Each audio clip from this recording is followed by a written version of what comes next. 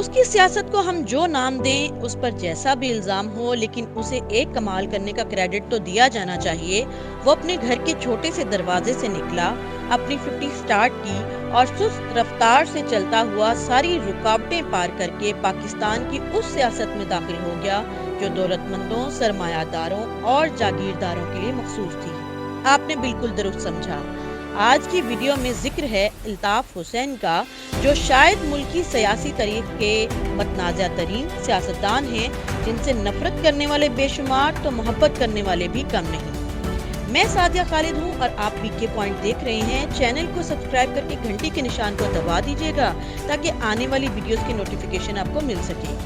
1953 کو کراچی کے ایک بڑے کنبے کے چھوٹے سے گھر میں جنم لینے والے الطاف حسین کے والد نذیر حسین تقسیم ہند سے قبل ہندوستان کے ریلوے اسٹیشن کے ماسٹر تھے۔ والدہ خورشید بیگم ایک گھریلو خاتون تھی۔ الطاف حسین کے دادا مفتی رمضان حسین UP کے شہر آگرہ کے مفتی اور جید عالم تھے۔ اس خاندان نے ہجرت کے بعد کراچی کو اپنا مسکن بنایا۔ یہ گھرانہ پہلے AB سینئر لائنز ایریا اور پھر جہانگیر روڈ کے سرکاری کوارٹر میں آباد رہا، جس کے بعد عزیز آباد کی بستی اس کا ٹھکانہ بنی۔ الطاف حسین نے 1969 میں government boys secondary school jail road سے میٹرک کیا۔ وہ 1970 میں سٹی کالج کے طالب علم تھے کہ جنگ کے باعث لازمی فوجی سروس کا منصوبہ نیشنل کیڈٹ سروس اسکیم شروع ہوئی، جس کے تحت ہر میٹرک پاس نوجوان کے لیے 1 سال تک لازمی فوجی خدمات انجام دینا قرار ٹھہرا۔ یوں الطاف حسین بھی اس اسکیم کے لیے منتخب ہو گئے، جنہیں آگے چل کر اس ادارے کا ناقد اور دشمن گردانا گیا۔ الطاف حسین نے 1974 میں جامعہ کراچی سے B فارمیسی کرنے کے بعد M فارمیسی میں داخلہ لیا، لیکن پھر اپنی یونیورسٹی چھوڑنے پر مجبور ہو گئے۔ آپ نے کراچی کے 7 ڈے ہسپتال میں بطور ٹرینی کام کیا اور 2 غیر ملکی دواساز اداروں میں بھی کام کیا۔ اگرچہ وہ بھٹو کے خلاف چلنے والی 77 کی تحریک کے جلسوں میں اسٹیج پر فعال کردار ادا کرتے رہے، لیکن عملی سیاست کا آغاز انہوں نے جامعہ کراچی سے بطور طالب علم کیا۔ الطاف حسین نے مہاجر طلبہ کو منظم کیا اور 11 جون 1978 کو پاکستان مہاجر اسٹوڈنٹس آرگنائزیشن کی بنیاد رکھی اور اس کے بانی اور چیئرمین بنے۔ اس تنظیم کو مہاجر طلبہ میں تیزی سے مقبولیت حاصل ہوئی اور طلبہ یونین کے الیکشن میں اس کی کارکردگی مخالفین کو خائف کر گئی۔ اس دور میں جامعات میں تشدد کا سلسلہ شروع ہو چکا تھا، جس کا سامنا الطاف حسین اور ان کی نومولود تنظیم کو بھی کرنا پڑا، اور الطاف حسین کو اپنی تنظیم سمیت جامعہ کراچی کو الوداع کہنا پڑا۔ الطاف حسین کو 1979 میں اس وقت کی ماشاء اللہ حکومت نے بنگلہ دیش میں محصور پاکستانیوں کے لیے آواز اٹھانے پر گرفتار کیا۔ ان پر قومی پرچم جلانے کا الزام تھا اور انہیں 9 ماہ قید کی سزا ہوئی۔ اس کے بعد APMSO کے بطن سے مہاجر قومی موومنٹ نے جنم لیا اور الطاف حسین اپنے ساتھیوں سمیت اپنی تنظیم کا پیغام لوگوں تک پہنچانے میں مصروف ہو گئے۔ اس دوران بشرا زیدی نامی ایک طالبہ کی ٹریفک حادثہ میں ہلاکت کے باعث کراچی میں لسانی بنیادوں پر فسادات پھوٹ پڑے، اور پھر ہم کراچی کے معروف نشتر پارک میں لاکھوں کا مجمع دیکھتے ہیں جو بارش میں بھیگنے کے باوجود الطاف حسین کا خطاب غور سے سن رہا ہے اور ان کے نعروں سے فضا گونج رہی ہے۔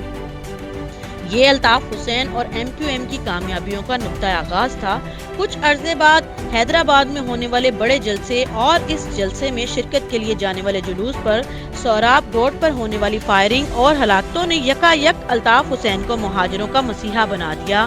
فسادات کا یہ سلسلہ وقتاً فوقتاً جاری رہا اور MQM مضبوط سے مضبوط تر ہوتی چلی گئی۔ چنانچہ جب بلدیاتی انتخابات ہوئے تو یہ دیکھ کر خود MQM کے کارکنان اور رہنما بھی حیران رہ گئے کہ خالصتاً نوجوانوں کی اس جماعت نے کراچی اور حیدرآباد میں اشروں سے سیاست پر قابض جماعتوں کا صفایا کر دیا۔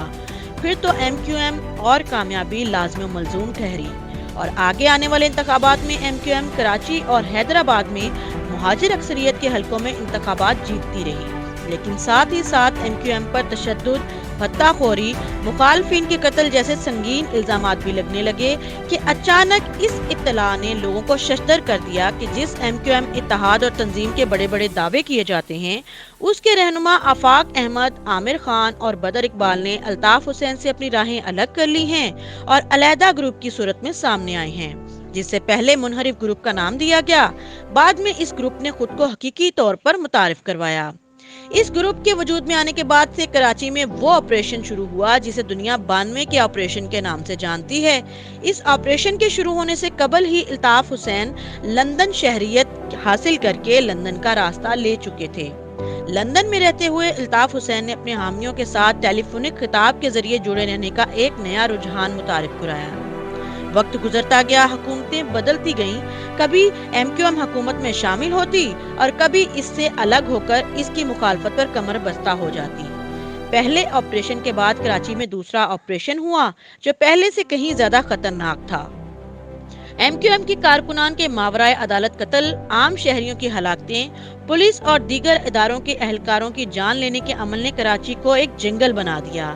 اس سب کے دوران الطاف حسین کی مقبولیت برقرار رہی، بلکہ ان کا مرتبہ بڑھ گیا۔ پہلے وہ قائد کہلائے جاتے تھے، اس کے بعد وہ پیر صاحب کہلائے جانے لگے۔ الطاف حسین کی لہو گرمانے والی وہ تقریریں جو پہلے لوگ انہیں سامنے دیکھتے ہوئے سنا کرتے تھے، اب بہت دور ٹیلی فون کی مدد سے ان تک پہنچتی تھیں، لیکن پنڈال پھر بھی بالکل اسی طرح بھرا ہوتا تھا کہ جیسا ان کا لیڈر ان کے سامنے سٹیج پر کھڑا ہو کر ان سے خطاب کر رہا ہے۔ الطاف حسین کسی تنظیم کے قائد سے زیادہ کسی ملوکیت زدہ بادشاہت کے روپ دھار چکے تھے۔ ایم کیو ایم کے رہنماؤں اور کارکنان کے لیے ان کا ہر لفظ حرف آخر تھا۔ کراچی سمیت سندھ کے دوسرے شہروں میں بھی انہی کی چلتی تھی، اور جیسے ہی لندن میں ان کی قیام گاہ سے ہڑتال کا حکم صادر ہوتا تو کراچی میں جیسے زندگی کا پہیہ رک جاتا تھا۔ الطاف حسین کی اپنی تنظیم پر مضبوط گرفت اور انہیں مہاجروں کی حاصل شدہ حمایت ہی تھی کہ مہاجر قومیت کا پرچار کرنے والے سیاستدان نے ایک روز اچانک اپنی تنظیم کو مہاجر قومی موومنٹ سے متحدہ قومی موومنٹ کر دیا تو کہیں سے کوئی مخالفانہ آواز بلند نہ ہوئی۔ آگے چل کر الطاف حسین نے مہاجر لفظ کے استعمال کو ترک کر کے اردو بولنے والے سندھی کی اصطلاح کا استعمال شروع کر دیا۔ ایم کیو ایم کے کارکنوں اور مہاجر عوام پر اچھا برا وقت آتا رہا، لیکن الطاف حسین ہر مصیبت سے محفوظ رہے۔ برطانیہ کی شہریت کے حصول نے برطانیہ کو ان کی ایک ایسی پناہ گاہ بنا دیا تھا جہاں کوئی پاکستانی ادارہ ان کا کچھ نہیں بگاڑ سکتا تھا، اور پھر ایک دن انہوں نے شادی کر کے لوگوں کو چونکا دیا۔ فائزہ قبول سے شادی نے الطاف حسین کو ایک بیٹی سے نوازا، لیکن یہ شادی برقرار نہ رہ سکی اور جوڑے میں طلاق ہو گئی۔ پرویز مشرف کا دور آیا تو ایم کیو ایم نے ہم کو منزل نہیں رہنما چاہیے کا مضحکہ خیز نعرہ بلند کیا۔ اس دور میں ایم کیو ایم کو پہلی بار سندھ کی گورنرشپ ملی، صوبے کی وزارتوں میں برابر کا حصہ ملا، مرکز میں اہم وزارتیں دی گئیں، بلدیاتی اداروں کا اقتدار ایم کیو ایم کے ہاتھ آیا اور کراچی میں تعمیر و ترقی کا نیا باب شروع ہوا۔ سب سے بڑھ کر الطاف حسین کے دیرینہ مطالبے پر عمل کرتے ہوئے حقیقی ایم کیو ایم کے خلاف ایکشن لیتے ہوئے وہ علاقے جہاں ان کا راج تھا اور جو نو گو ایریا تھے ان کو کلیئر کروا کے ان کا چارج ایم کیو ایم کو دے دیا گیا۔ آفاق احمد اور عامر خان کو گرفتار کر لیا گیا۔ آہستہ آہستہ الطاف حسین کی وہ تقریریں جو شعلہ بیانیوں اور مہاجروں کے حقوق کے لیے آواز بلند کرنے کے لیے مشہور تھی، وہ اشتعال دلانے والی آگ میں بدلنے لگیں۔ کبھی وہ لوگوں کی تفریح کا سامان بننے لگیں۔ ان تقریروں میں گانے، ہلکے پھلکے رقص کے مناظر، ایک پپی ادھر ایک پپی ادھر جیسے جملے، اس کے ساتھ ساتھ دھمکی امیز خطابات شامل ہوتے چلے گئے اور آہستہ آہستہ بڑھتے گئے، جس کی وجہ سے ان کے حامیوں خاص طور پر الطاف حسین کے خلاف مہاجروں کے درمیان غصہ بڑھنے لگا، کیونکہ الطاف حسین کی تقریروں میں پاکستان کے اداروں پر حملہ کیا جانے لگا۔ اس لیے پاکستانی اداروں اور حکومت میں بھی الطاف حسین کے خلاف غم و غصہ بڑھنے لگا۔ لندن میں ایم کیو ایم کے پرانے کارکنوں اور الطاف حسین کے دیرینہ ساتھی عمران فاروق کے پراسرار قتل اور منی لانڈرنگ کے الزام نے الطاف حسین کی مشکلیں بڑھا دیں۔ الطاف حسین کو غدار اور دشمن طاقتوں کا ایجنٹ کہا جانے لگا۔ دوسری طرف پورے کراچی کو الطاف حسین کی جماعت کے کارکنان نے یرغمال بنا رکھا تھا۔ الطاف حسین کو بھائی کہنے والے کارکنان نے پورے کراچی پر اپنا خوف بڑھا دیا تھا اور خوف کی حکومت قائم کر رکھی تھی۔ قتل و غارت گری اور چور بازاری کا بازار گرم تھا، لوٹ مار جاری تھی، غرض کراچی جل رہا تھا۔ اس صورتحال میں کراچی کا ایک اور آپریشن کیا گیا جس نے الطاف حسین کے غصے کو بڑھا دیا، کیونکہ وہ نہیں چاہتے تھے کہ ایم کیو ایم کے کسی کام میں مداخلت کی جائے۔ 22 اگست 2016 میں آپ نے اپنی ایک تقریر کے دوران پاکستان اور پاکستان کے اداروں کے خلاف ایسا اشتعال انگیز خطاب کیا جس نے بانی ایم کیو ایم کا باب پاکستانی سیاست سے مکمل بند کر کے رکھ دیا۔ ایم کیو ایم کے وجود کو ایم کیو ایم کے بانی کی وجہ سے ہی شدید نقصان کا سامنا کرنا پڑا۔ نتیجہ یہ ہوا کہ ایم کیو ایم اب ایک کمزور، شکست خوردہ اور ٹکڑوں میں بٹی ہوئی جماعت بن کے رہ گئی۔ الطاف حسین آج بھی لندن میں رہتے ہیں اور مہاجروں کے حقوق، 2% طبقہ کے محرومیوں کے نعروں کو بھول کر کبھی کسی دیش کی بات کرتے سنائی دیتے ہیں تو کبھی بھارت سے شہریت کی درخواستیں کرتے دکھائی دیتے ہیں۔ ایم کیو ایم کے بانی لندن میں ایک پرآسائش زندگی گزار رہے ہیں اور ان کی جماعت کا حال تو ساری دنیا کے سامنے ہے۔ ناظرین، آج کی ویڈیو کے بارے میں آپ کی کیا رائے ہے کمنٹ باکس میں ضرور بتائیے گا۔ چینل کو سبسکرائب کر کے گھنٹی کے نشان کو دبا دیجیے گا۔ سعدیہ خالد کو آج کے لیے اجازت دیجیے۔ اللہ حافظ۔